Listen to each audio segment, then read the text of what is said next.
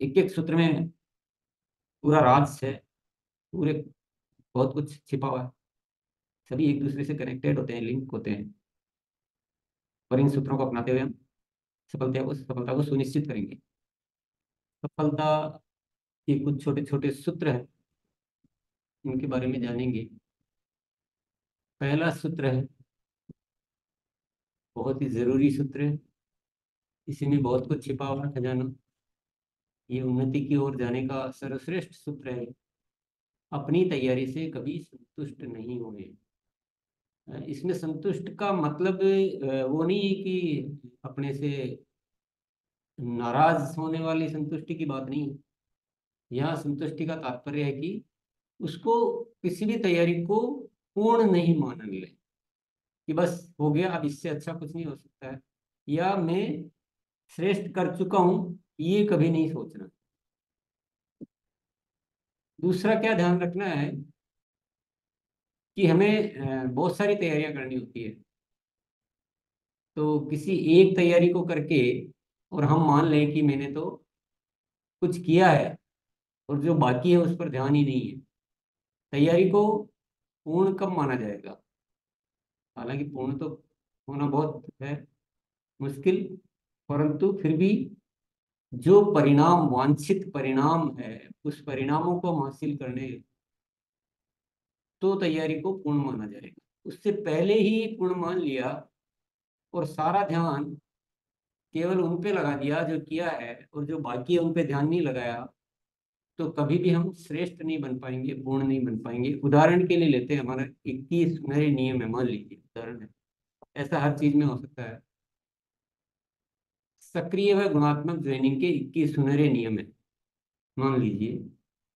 उसमें से 5 नियमों पे अच्छी तरह से काम करना शुरू किया, पहले उस पर भी नहीं करते थे, और बाद में 5 पे अच्छे से काम करना शुरू किया, 8 पे करना शुरू किया, थोड़ा शुरू किया, और बस लगने लग गया कि मैं तो पहले से काफी अच्छा कर लिया है। तो अब तो मेरे पास मैजिक किट है, अब तो मेरे पास टूल्स है, अब तो मैं वीडियो दिखाता हूँ। और पहले ये नहीं करते थे, और बस उसी में ही ध्यान है कि मैंने ये कर लिया, मैंने ये कर लिया, और 15 नियम बाकी पड़े हैं, उन पे ध्यान नहीं है। तो क्या सफलता मिलेगी? तो क्या वांछित परिणाम आएंगे? अक्सर कर ये होने के चांसेस बहुत ज्यादा रहते हैं। और ये अक्सर कर हमसे हो जाता है कि हम थोड़ा करके और उससे संतुष्ट होने लग जाते हैं। ये बहुत जरूरी बदलाव ला, तभी हम श्रेष्ठ कुछ कर पाएंगे। पहला सूत्र क्या है सफलता का?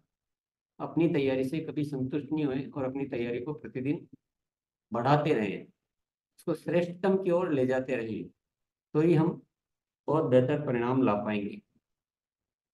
दूसरा सूत्र क्या है? भविष्य का निर्माण आज करें। आप ध्यान से नहीं सुन रहे हैं तो फिर आपका ऑफिस एग्जाम होने वाला है, ये ध्यान रखिएगा।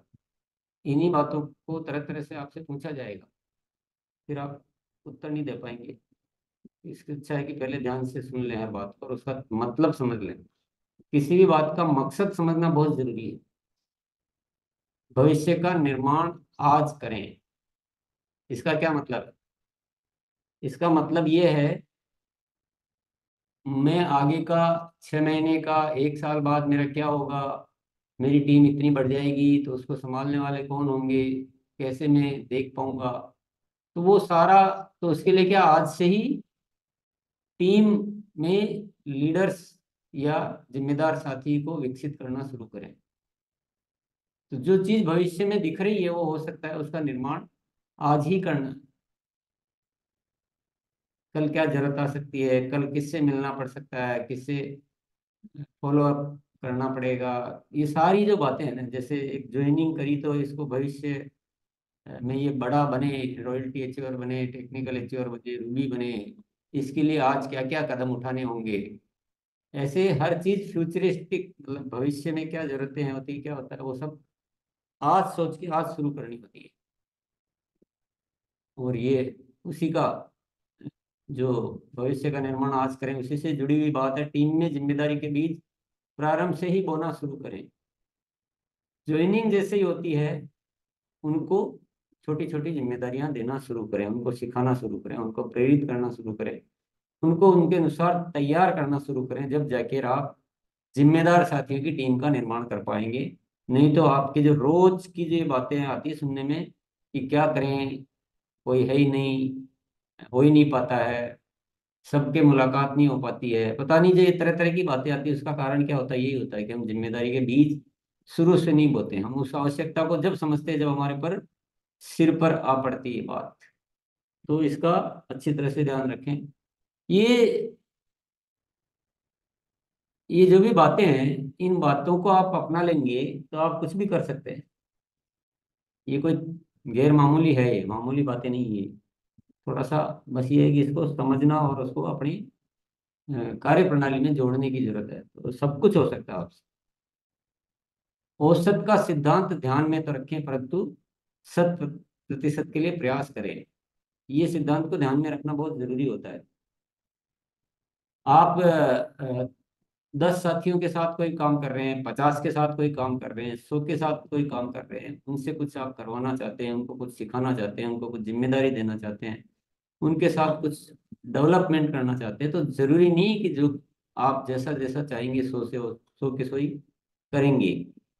ये औसत का सिद्धांत होता है, लेकिन आपको तो 100 पर ही उतना ही काम करना है। आपको 10 पे कर रहे हैं तो 10 पे उतना ही काम। आपको पहले से नहीं सोचना कि ये 10 में से एक ही कर पाएगा, हम तो कर ही नहीं पाएंगे, तो आप पहले से ही छांट लेंगे तो वो गड़बड़ हो जाएगा। तो फिर वो औसत भी बिगड़ जाएगा, वहां भी फेल हो जाएंगे।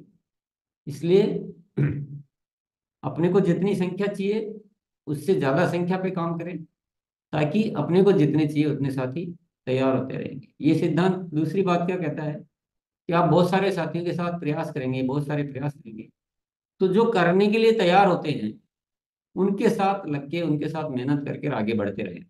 कभी कभी हम ये सोच लेते हैं कि बस यही करेगा, इसी से ही मुझे करवाना है, और वो तैयार नहीं हो पाता है, तो आप अननेसेसरी परेशान भी होते हैं और आप निर्भर भी हो जाते हैं, आपके पास रास्ते भी बंद हो जाते हैं। ऐसा कभी भी नहीं करना है। हमको सब पर बराबर रूप से काम करते रहना है। फिर उसके बाद जो कर रहे हैं उनके साथ काम, पहले से प्री जज नहीं करना।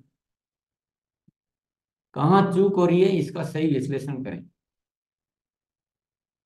कोई भी जो भी हम अभियान के लिए कर रहे हैं वो सारी चीजें संभव है। सक्रिय गुणात्मक ज्वाइनिंग भी संभव है, हर महीने ग्रोथ भी संभव है, कंसिस्टेंसी में आप सारे साथियों को रख पाएं ये भी संभव है, बहुत सारे साथियों से डायमंड क्लब करा पाएं, बहुत सारे साथियों को तेजस में आप शामिल कर पाएं, बहुत सारे को उड़ान में शामिल कर पाएं। ये सारी चीजें संभव है, लेकिन चूक जो हमसे हो रही है उसका सही विश्लेषण करना बहुत जरूरी है। चूक क्या हो रही है, काम किस पे करेंगे तो नहीं हो पाएगा।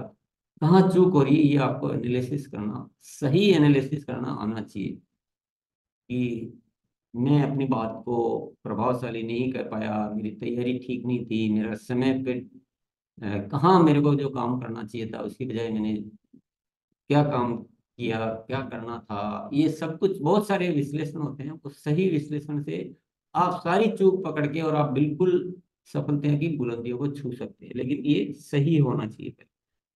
अगर हम चूक भी करते जा रहे हैं और उसी चूक को करे ही जा रहे हैं, तो फिर रास्ता कैसे मिलेगा? रास्ता नहीं मिल पाएगा। और हर कार्य विधिवत प्लानिंग से करें, पहले प्लानिंग होनी चाहिए सारे कार्य। केवल सफलता कभी भी ऐसे नहीं मिलती कि मेरे को जो टाइम मिला, मेरा जो मूड है, मैंने वो कर लिया और उससे मुझे सफलता चाहिए। ऐसे थोड़ी हो सकता है। सफलता के लिए जो आवश्यक बातें हो, पूरा प्रोजेक्ट बनाकर, कितने मेरे साथी अभियान प्रचारक तैयार है, कौन कौन को पूरी जिम्मेदारी से दिया जा सकता है, किसको थोड़ा सा वॉच करने की या हेल्प करने की जरूरत है, किसको और आगे के लिए सिखाने की जरूरत है, कितने प्रोग्राम होंगे, कितना मेरा जो है वॉल्यूम नई ज्वाइनिंग से आएगा, कितना नई कंसिस्टेंसी में वृद्धि से आएगा, कितना कहाँ से आएगा।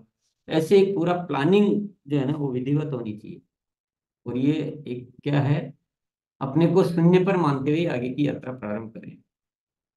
तो बहुत ज्यादा मन में तरह तरह की परेशानियां, ये हो गया और वैसा होता तो ऐसा हो जाता, उन बातों पे ज्यादा सोचने से कुछ नहीं होता। आज जहाँ से है वहां से स्टार्ट करो। तो ये कुछ सूत्र थे